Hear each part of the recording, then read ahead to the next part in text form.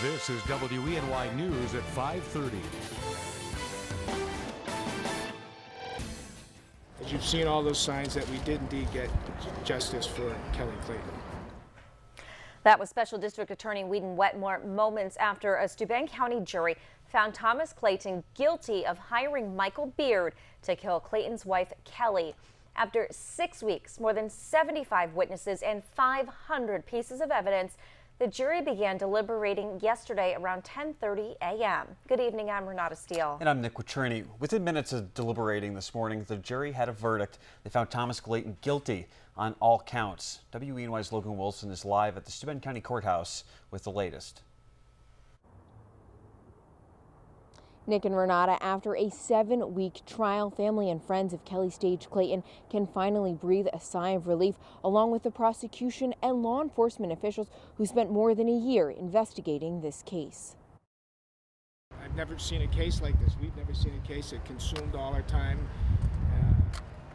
our leisure time if we had any, and I guess the words that we'll express is tremendous relief after all that work. Thank goodness we got the right result. After 75 witnesses, 500 pieces of evidence, and a 30-day trial, Thomas Clayton's fate boiled down to just 6 hours of deliberation. 12 of his peers found him guilty of first and second-degree murder. Kelly Stage Clayton was brutally murdered by Michael Beard in a murder-for-hire case in the Claytons' Caton home on September 29, 2015. Special District Attorney Whedon Wetmore said this conviction wouldn't have been possible without the teamwork of Southern Tier police agencies.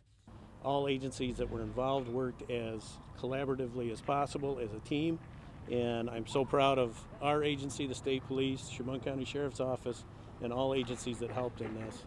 Both Clayton and Beard now sit behind bars in the Steuben County Jail while they await sentencing. But Clayton's defense attorney, Ray Schlatter, said his client is innocent and he plans to appeal the conviction. It's not over. Mr. Clayton is adamant. He is not guilty of these offenses. He did not kill his wife. He didn't hire anybody to kill his wife.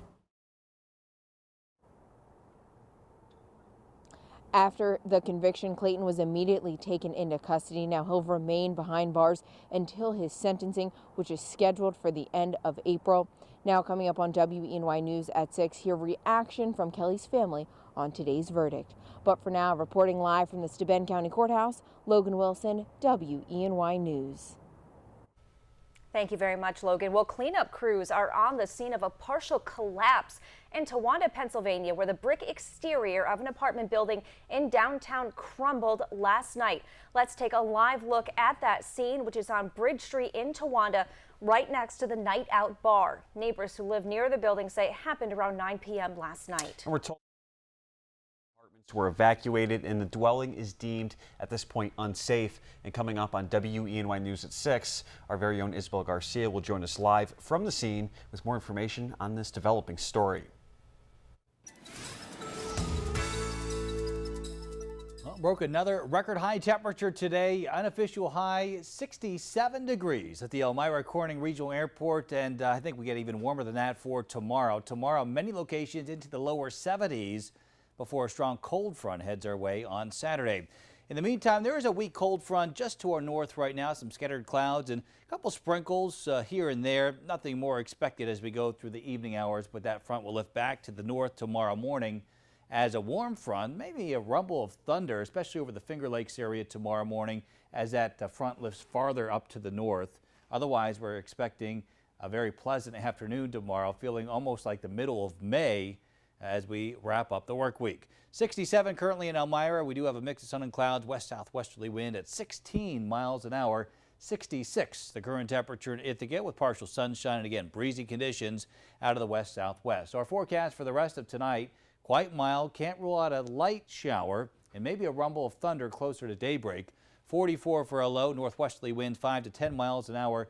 That early shower tomorrow and then a dry afternoon. 72 our 5-degree guarantee with winds out of the south 5 to 10 miles an hour. Some wild weather though for Saturday, more seasonable finally by Sunday. More detailed look at that forecast and what to expect for next week in just a few minutes.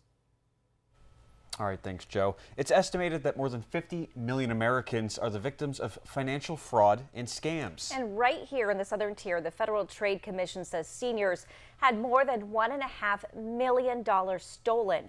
U.S. Senator Kirsten Gillibrand was in the area today. She's introduced legislation to help seniors report these scams. WENY's Samantha Potter joins us live in the studio with more details on that new bill. Samantha. Nick and Renata, it's called the Senior Financial Empowerment Act, and it's designed to improve the way fraud and scams are reported in order to prevent the elderly from becoming victims. I am so embarrassed, so sad, felt so dumb. Charlotte Picklehop from Chemung County got a phone call one day from who she thought was her eldest grandson, Eric. He said he was at the U.S. Embassy in the Dominican Republic and got in trouble with the law and needed money. We need whatever, 5,000 again, because Oma, I was, you know, I don't take dope. I said, I know, hon, you don't. I mean, I've seen him grow up. It was so convincing and so soft-spoken, just like my grandson is. When everything was all said and done, the scammers took nearly $10,000 from Charlotte and her husband. You're being targeted by some of the most sophisticated criminals around the globe, so you should not feel embarrassed. Senator Kirsten Gillibrand says oftentimes these scams go undetected or unreported, which is why she's creating a database to fight senior fraud. It's called the Senior Financial Empowerment Act, and it would create a national hotline to give seniors more information and help them report fraud. Information would then go directly to the FBI.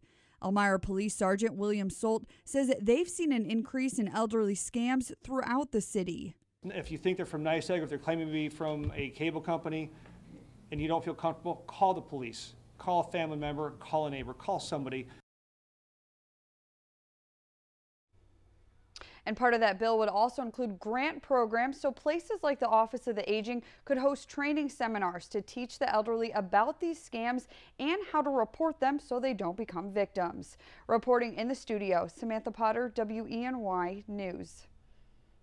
Earlier today, local leaders gathered alongside Dutchess County Executive Mark Molinaro in Corning to hear about a proposal about bettering the lives of those living with special needs. Molinaro's campaign Downstate has already made life easier for dozens of people. 2 years ago, New York State adopted his Think Differently campaign as a statewide initiative.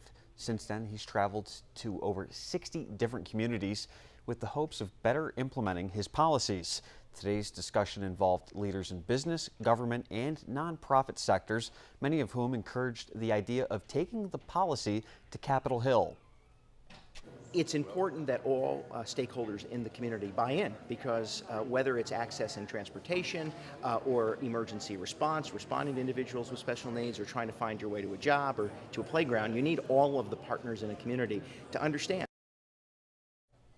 And coming up on WENY News at 6 o'clock, WENY's Kara Demers will have more on the inspiration behind Molinaro's campaign, as well as what he's accomplished so far.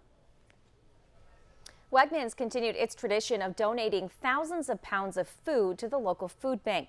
Today, they delivered a shipment of over 17,000 pounds to the food bank of the Southern Tier. The delivery equates to about 1,500 meals. The food will now be resorted and put into backpacks for kids in need and used for the mobile food pantry. Since the partnership between the organizations started, Wegmans has donated over 700,000 pounds of food. Both sides say this partnership is beneficial for everyone. What's wonderful about Wegmans is their employees are, there to help. It's not just giving money or giving food, they give their time, which is really incredible. Wegmans believes that we make a difference in every community we serve, and this is how we help our communities. We also have a long-standing history and a great relationship with the food bank, and we continue to build on that every year. The food bank's Check Out Hunger campaign with Wegmans is going on until the end of the month. You can visit any local Wegmans store to participate. New York Governor Andrew Cuomo is asking New York State to continue to protect transgender students. This less than a day after President Donald Trump rolled back guidelines for transgender students using bathrooms. Cuomo sent a letter to the state's education department commissioner asking the department to issue a clear directive that transgender students are expressly protected from discrimination and harassment. U.S. Senator Kirsten Gillibrand tells us today Trump's move was mean-spirited. I think it's heartless, cruel, a horrible decision, and transgender students are often going through some of the toughest times of their lives. To have such a mean-spirited order is disgraceful. And President Trump said he wasn't going to take on the LGBTQ community. He just did. Gillibrand also said the move contrasted American values of civil rights and civil liberties. Coming up, and President Trump sat down with leaders in the manufacturing industry today. And we'll tell you what he said about bringing jobs back to the United States. And we continue with record-breaking warmth across the Twin Tiers for tomorrow. Then Saturday looking very interesting with a cold front coming through. I'll let you know our severe weather threat coming up right after the break. But first, a live look at our Mansfield Skycam. You're watching WENY News at 5:30.